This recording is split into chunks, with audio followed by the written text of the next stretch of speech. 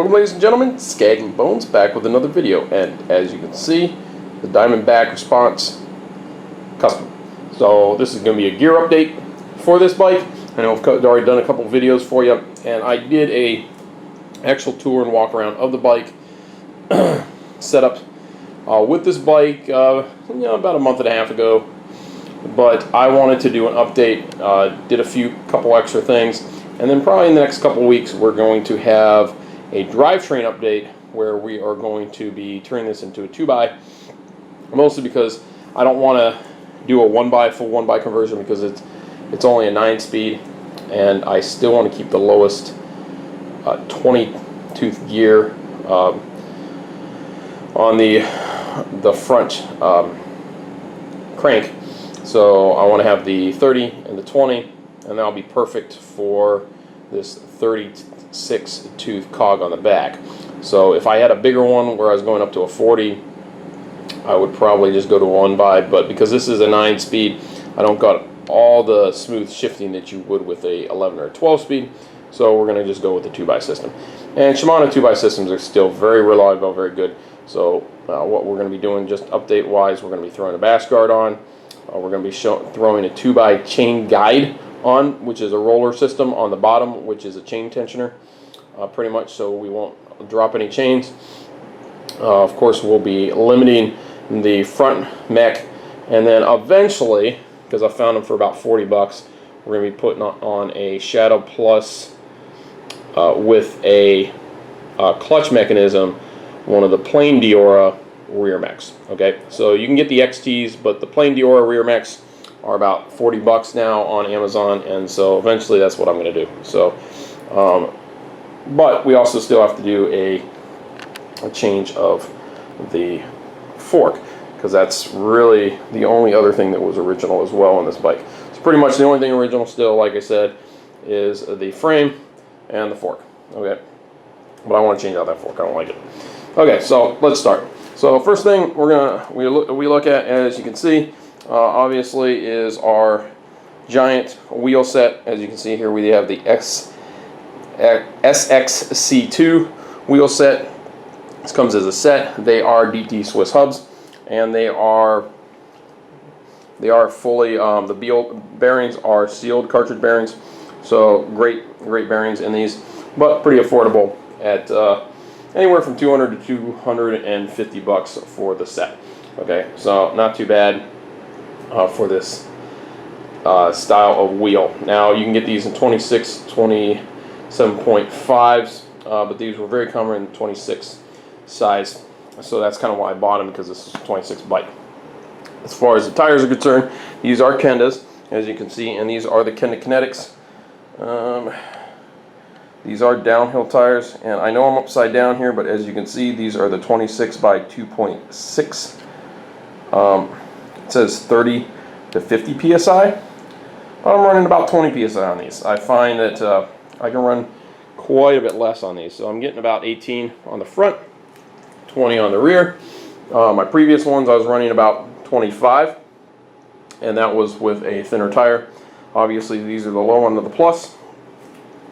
Don't have much room in there, so this is as big as I can get. You see down there. So Kenda Kinetics, really love these for the extreme riding and with a lot of the clay out here. So been good tires. Okay, moving back, as you can see, both the front and the rear brake, these are the Avid Elixir 3s. The Elixir just weren't as good as the Juicy brakes, as far as they had the great modulation. They had some issues with that. Was able to take care of that issue with both these brakes, so they're just as reliable. They just don't have the adjustment, and they don't have, these are I don't want to say non-serviceable, they're ones that you don't have to touch. So the only thing you would ever have to do is you would literally do a full bleed and a change out of the liquid, and I would say do that once a year, but there's never where you have to top off the liquid on these. So you don't ever have to worry about that. They are pretty much maintenance free, and Guam is about the toughest area for brakes probably on the planet. And I've absolutely had no problem with these brakes even here in Guam. So with the upgrade, so been good brakes. The shifters are your Alivio, standard Alivio 9-speed 3 shifters. Obviously, when we put the upgrade on, this is going to become a 2x, and this will stay the 9x. Okay, and then if we go to a 1x, we'll just take this shifter off, obviously. Okay, so standard front fork. This is what came with it. It is a oil dampened fork. I just recently did change out the oil on these. Put them in there, coil sprung, oil dampened, with elastomer pack in there. Similar to the old downhill forks. Just not a lot of adjustment on them. Pretty heavy duty. I mean, they're pretty heavy. You're not going to destroy them. You're not going to break the stanchions like some of the new ones.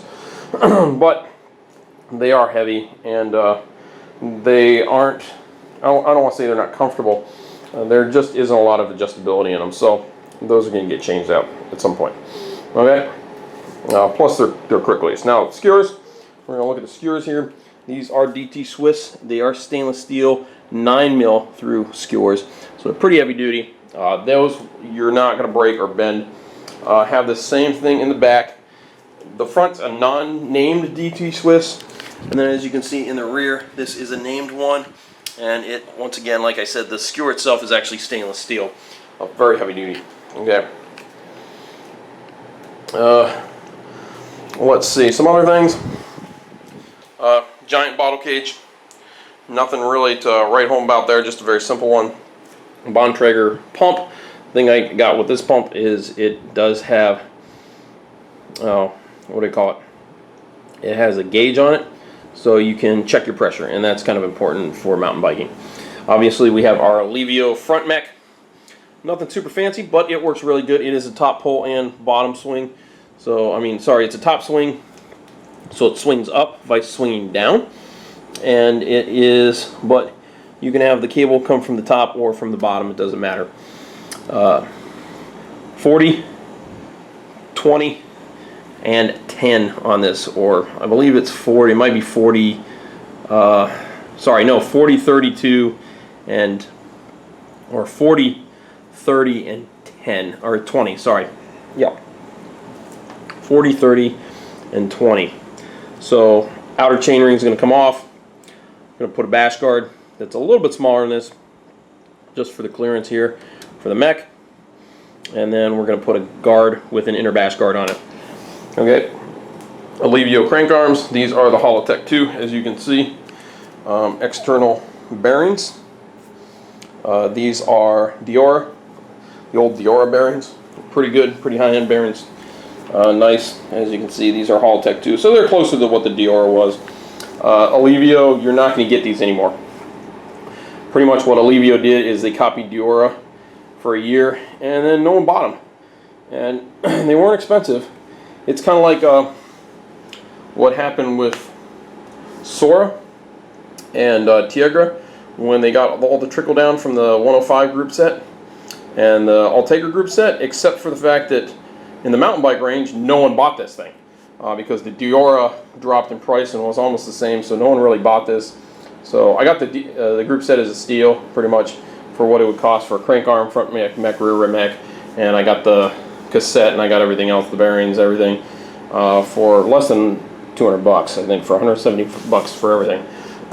So not too bad. I didn't really care, but pretty good. Okay, pedals are from Crank Brothers. As you can see, these are the Crank, the Mallet E's for enduro. Nice big wide stance there. They're a little bit lighter than your downhills, your Mallet downhills. They got the chamfered edges here. I did a video on these. They do have the grub screws here, so you get some good traction, and of course your four-way entrance. These are the aluminum and stainless steel versions, so these will never rust. About 150 bucks. So you're slightly higher end than the rest of the bike, but I wanted some really nice pedals. I think your pedals really make the bike as far as comfort wise. Okay. So moving on, we got a standard Shimano 9-speed chain, nothing super fancy. Not stainless steel. I got a couple stainless steels that are going to go on there anyways. Okay, standard Alivio rear mech, nothing super fancy. This isn't shadow, it's not clutched or anything like that. Obviously, We won't have the play in here once we get the chain tensioner, which will be fine, but for right now, that's what we got. And of course, I found the clutch mech, shadow mech, a standard Dior one for, I think, 40 bucks. And then you got $10 shipping handling. So that will be eventually, I'll be doing that. Okay. Standard giant chain stay protector, chain guard, whatever you want to call it. Perfect for this bike. Works great. Keeps your paint looking good. Of course, just eliminates sound. That's really what you're all about. Of course, standard Shimano 9-speed. This is a Dior rear cassette, 1136. So pretty good there. Moving up, as you can see, we have a giant SL. Now I have this down pretty far, but this is a giant SL, so it's a super light aluminum seat post. This is single bolt construction. So really nice, easy to set up. Bontrager saddle, which is a custom saddle. Really like this guy. This is from their mountain bike line. Nothing super expensive, but it's a real comfy saddle. In the cockpit, we have Contact SL stem. This is roughly from here to here. It's about 40 mil. It's technically a 65 mil stem with a, I believe, it's almost a 20-degree up angle. So that actually shortens between the bar and here. It shortens the actual reach. So the reach on the stem is quite short. It's a little bit longer stem for a mountain bike as far as the short reach stems, but the angle is super high too. And the reason was I just need a little bit more comfort on this bike, bring myself up a little bit higher, since sometimes I ride with the seat up quite a bit higher. I'm a pretty tall dude. Contact SL bars, as you can see, theme here. Giant finishing kit for the most part. Actually love the giant stuff. Pretty lightweight, not too expensive. These guys are 750 mil wide. Not super wide, but they're comfortable wide. And we have some areas it gets tough to get into, so that's why I went with this width. Super lightweight. Got some just inexpensive bolt or clamp-on grips. Here's some top cabins. Got some, what is it? Some lizard skin ends, bar ends. So I'll poke myself there. And that's about it, folks. Not a huge amount. Just a few differences, like I said, mostly with the pedals and the seat post. Did a video on that stuff. Hopefully you guys enjoyed the video. Next time I will do another upgrade as soon as I get the new components on for the drivetrain upgrade. So hopefully you guys enjoy that. And like always, make sure you hit the subscribe button up here. There's another videos button over here, so you can click and go to another video. And hopefully, like always, you guys just keep riding.